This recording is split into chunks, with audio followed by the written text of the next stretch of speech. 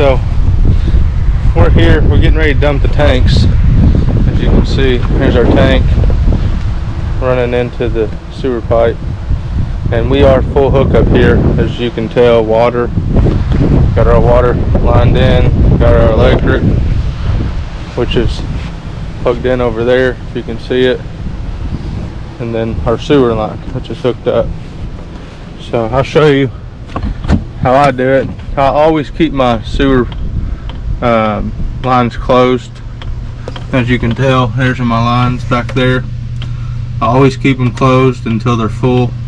Just especially my black water, for the simple fact is, if all the water's gone and say you take a poop, that poop has nowhere to go besides just sitting in the tank. So with water being in the tank and it filling up, when you open that black valve, that poop comes out in here and runs all the way down to the sewer pipe.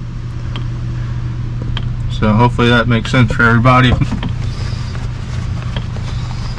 So put on my handy dandy glove. I never touch anything poop wise, and then watch it flow. Yeah, that's yummy, ain't it? Hopefully you're not eating breakfast. And as it flows, it comes out, follows the pipe, and runs down in here. And I have these ends on them, the clear ends, so you can see when the water's pretty much done flowing, or you can see how clean it is or how dirty it is, whatever you want to do. But I always recommend to have these pipes, these clear fittings on them. And then also I got this right here, which is a Rhino valve, and if for some reason I want to stop it, I push it in and it stops all my water from coming out, and then I just open it back up and go from there. It's also got a spigot head on it, which is when we're on the road, I use it quite a bit.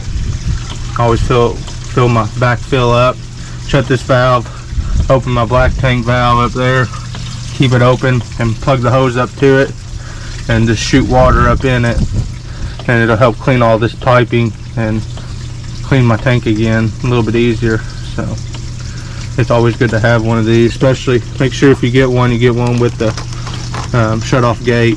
Without the gate, it's kind of pointless.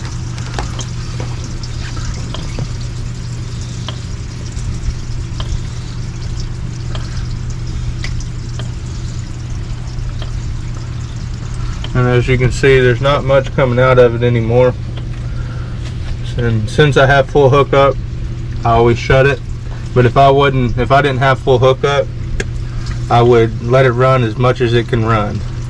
I'd run it until it was empty, and then put a little water in it, probably about 2 gallons, so if I did poop or something on the road, it wouldn't sit there. It'd have a little bit to slosh around in. But for the sake of time, and since we have full hookup, I'll just stop it now. And then right here, as you can see, it's kind of tight. There's my gray water, and open that sucker up and flush out this pipe with, I like to call clean water. It's gray water, which is from the shower and the sink and stuff, so not really a big deal, but it's cleaner water, and it helps just to keep this pipe clean. And as you can see, the water coming out is pretty clean, you know what I mean? You don't have poop or chunks or whatever, toilet paper. You don't have any of that coming out. It's just pretty much clean water. And that's the only reason why I keep my gray water closed and not open the whole time.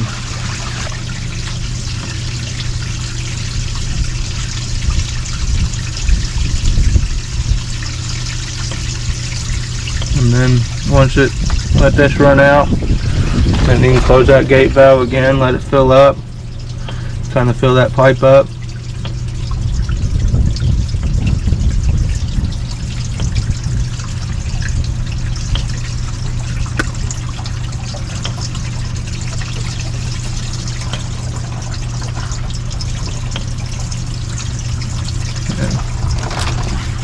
Open it up.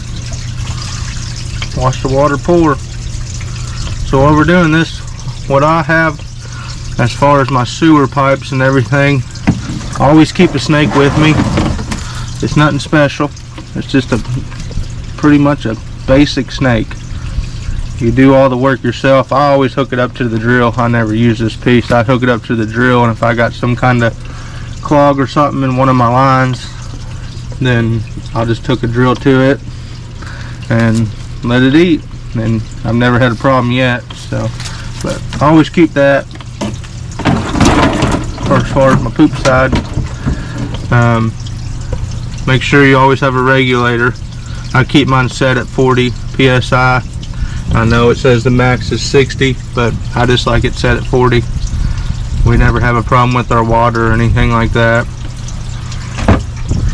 As you can see, I got fittings and couplings and all kinds of extra stuff in case I ever need it.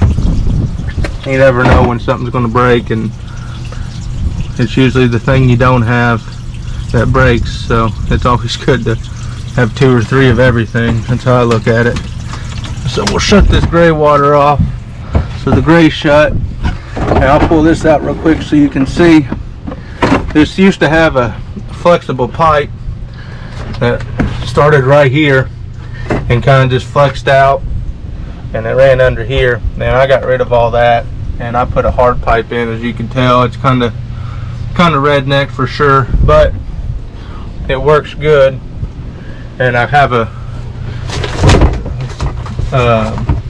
screw right here that's actually connected in the pipe inside. When I first made it, I put my hand up in there before it turned into poop water and tightened it up, so as you can tell, it doesn't flex.